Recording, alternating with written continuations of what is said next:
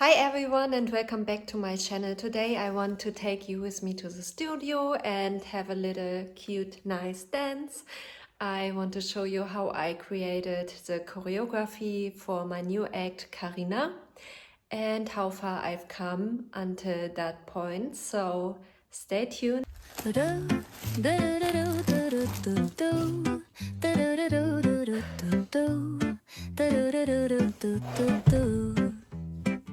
The sun is shining bright like a colorful. Before I even start dancing, I map out the skeleton.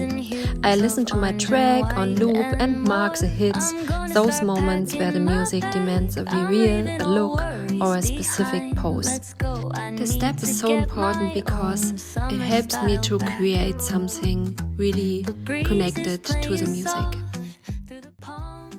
So for my Carina act, I want the choreography to feel effortless and sugary sweet, but also still a classic tease. So it was kinda the intention on building this choreography to match these two things together. To do this, I'm focusing on 3 pillars: the entrance, the narrative, and the climax.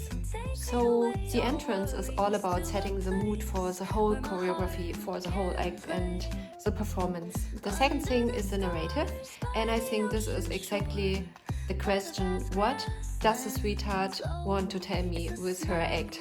So it's all about the story behind the choreography, behind the song, and behind everything. And the third thing is the climax, so it's the high energy part of the choreography and of course the big reveal. So my biggest tip for newcomers is film everything, because if you film every little step on the way, you can re-watch the videos and exactly see what time you messed up the face expression, what time the choreography looked off, or some moves were like strange or something that didn't fit into your concept, something that looked as if the vibe is something else. So you have to film it and rewatch it to figure out what you can change and what you can make better.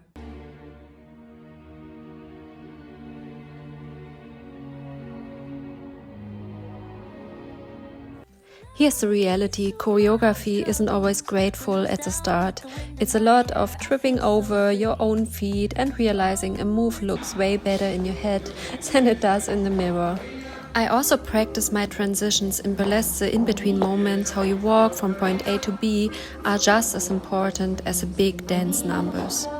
And don't forget to not take yourself too serious and allow yourself to mess it up, because that's exactly the way how you learn to make it better. And if you're following me for a longer time, you might have noticed that I really worked hard on my face expression, because I think this is what makes your choreography running alive. Like, it's the cute smile that fits perfectly to a upbeat moment, to a sugary sweet cute part of your choreography, or it's a wink. Oh, I can't do this.